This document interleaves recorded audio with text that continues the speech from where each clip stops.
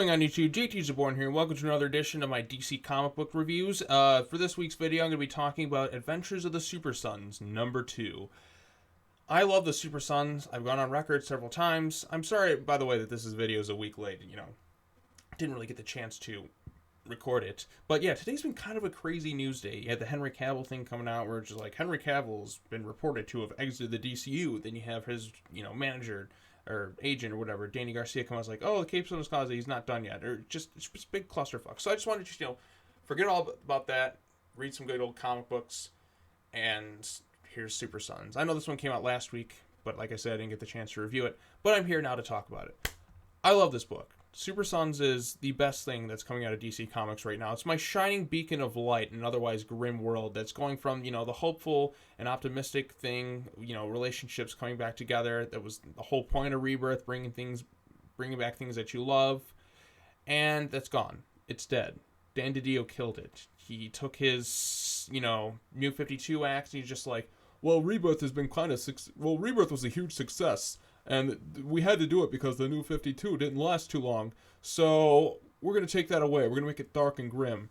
And we're going to, eliminate the loving families. We're going to destroy the Superman family. We're going to destroy the Super Sons. We're bringing in Brian Michael Bendis and advertising every one of his 500 million books that he writes. And books that aren't really that good, by the way. And we're going to eliminate Peter J. Tomasi and Dan Jurgens off Superman and Action Comics. If you kept Bendis on for maybe Superman and kept Tomasi in that and on, his Superman title, I would have been okay, because at least I would have had, halfway decent Superman things. But no, Bendis came in. For some reason, DiDio thinks people are really excited about Brian Michael Bendis coming over to DC. And the truth is, people don't give a shit. Maybe a few Marvel fans do, maybe a few Bendis fans. But your hardcore DC readers, they don't care. They're more terrified than anything. When you see all these ads, Bendis is coming. Bendis is going to come in and do his shtick. And Bendis comes in. First thing he does, sends Jonathan Kent off into space. So now we don't have our monthly John Kent except in this flashback series, because they couldn't do it currently because, Bendis had to have his plans. And because of Bendis' plans, Super Sons got canceled, and everyone was upset about that, wondering, like, why the hell would you cancel a book that's selling well and that's universally beloved? Why couldn't Bendis just been like, all right, Tomasi, let's work things out. Like, I know you have plans. Maybe I can send John off to, live with Damian for a while. That would have been cool. But no. So DiDio's, injecting his dark and grittiness into everything in the DC universe. And now, don't get me wrong, I love dark storylines. Batman is one thing that I feel like should be, pretty much dark. But there should be, upbeat, positive moments. There should be a light at the end of the tunnel for a lot of those stories. But by God, everything, like the Flash family's been pretty much decimated. You got this nonsense story, Heroes in Crisis, where they have, psychologists going into like Superman, analyzing him. Like, Superman just supposed to be just a good person. Why can't he just be good for the sake of being good? These people don't believe in just, good things. They don't believe in family values, because the Superman family is broken up. The Bat family is more broken than it's ever been. Everyone's pretty much leaving Bruce. Bruce Wayne doesn't even look for or care for his own son. He's not watching out for him, and it's despicable. Like, Jason Todd and him, had a falling out. Jason Todd's going back to his murderous, stuff. And, I read today's issue of Red Hood and the Outlaws, number 2, and I'm like I said, I'm like, part of it, I'm just like, oh, it's more regression. He was more, like the anti-hero working together. It wasn't killing. But at the same time, I'm like, well, murdering Jason Todd is pretty badass. Like, Jason Todd's like the one Robin who should have kind of stayed in that anti-hero thing, kind of like the Punisher. He was the only one I think should have been okay with that. Now, you'd argue, like, why do you say that about Jason Todd, not Damian Wayne? Well, Damian Wayne was a character who started out as a villain and then, embraced the way of his father and was, like, taking all his life lessons. You ever read Robin's Son of Batman? He was trying to, like, make up for his year of blood. That's the whole point. So he's never supposed to go back to that ways. That's the whole point of his character arc.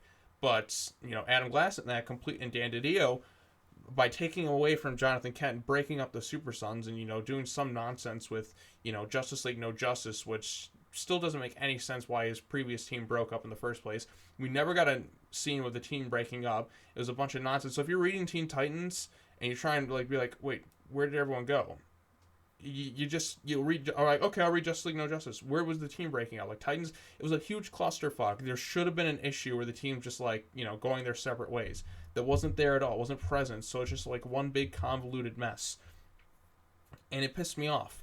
So yeah, so they broke up the Super Sons because obviously we got this flashback series, this 12 issue, and I'm still glad of that. At least I'll have like once a month like a storyline I know which will be good and I'll have faith in.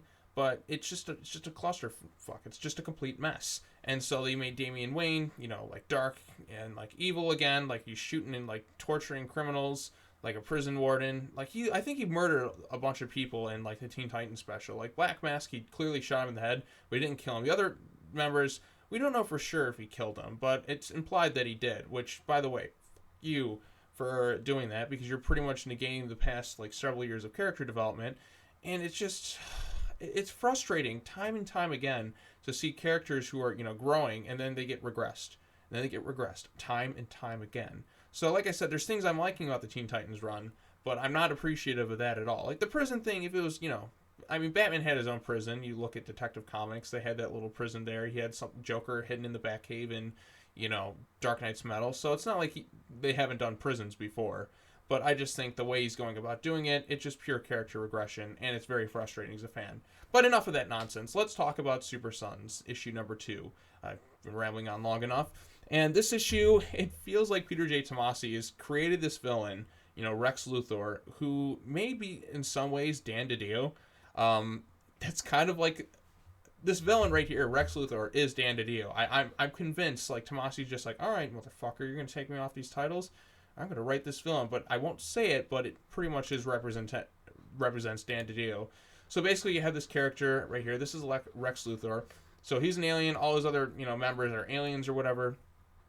And, he sees this hopeful, inspirational universe, the DC universe, like DC Rebirth, and he doesn't like that at all. So he wants to take it, and he wants to destroy it, and, reinvent it in his dark, grimy, dark and grim universe. So, blah, blah, blah, that's basically Dan DiDio, and he needs, like, a hypercube, so he needs to go after the Super Sons. So, he's just a villain. Not every one of them is going along with this plan. There is the Joker Jr., right there, who doesn't agree with it. Blah blah blah. Oh, by the way, so the Super Sons get kind of beat down, and then they end up on this spaceship. Damien's still been like mummified from the previous one. He gets let out. The Joker Jr. is just like, I really need your help.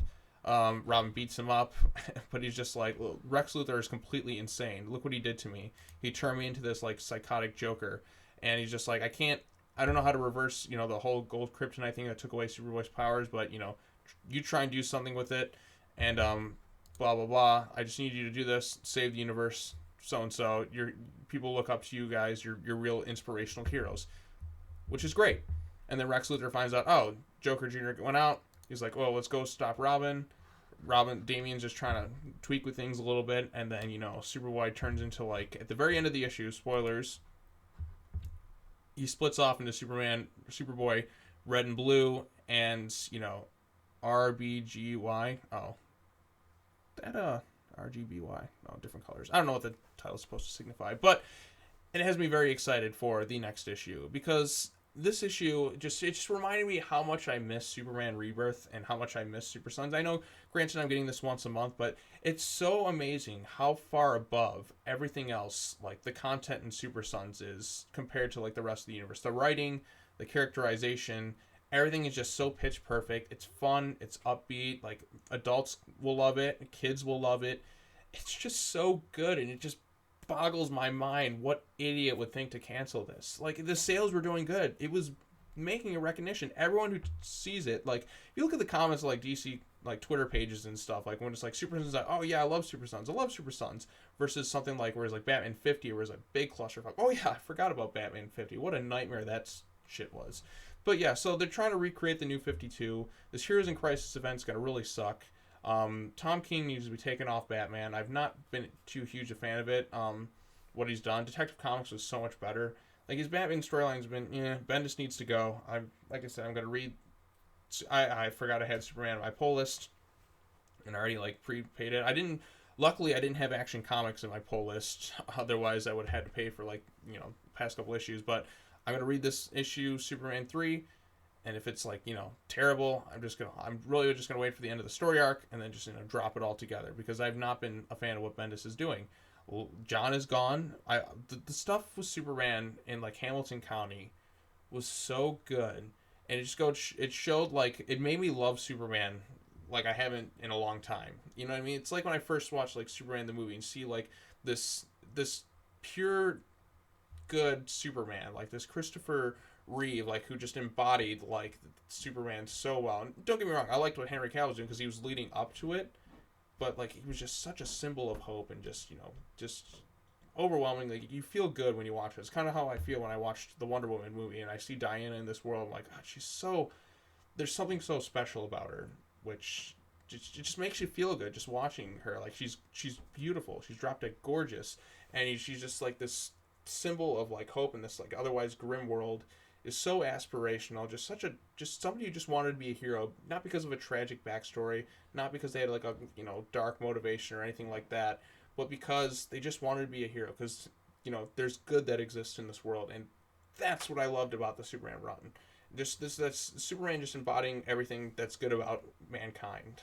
And I feel like that's lost now because now he's moping around. Does Lois love me? Blah blah blah blah blah.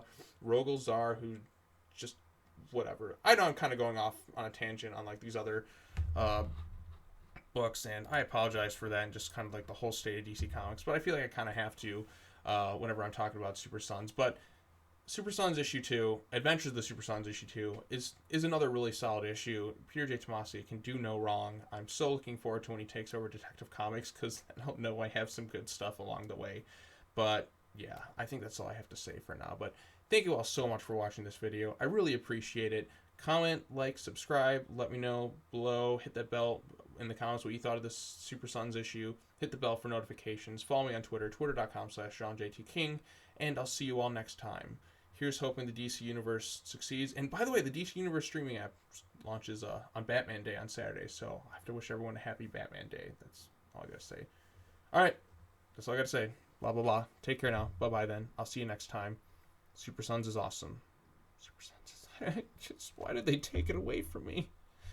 DC, you do some dumb shit sometimes. But this is not one of them. This series is good. Everybody loves it. Fucking cancel it. God damn you, Didio. The Didio effect. It just destroys everything it touches. He needs to go. He needs to go. It's just unacceptable. Alright, I've been rambling on long enough.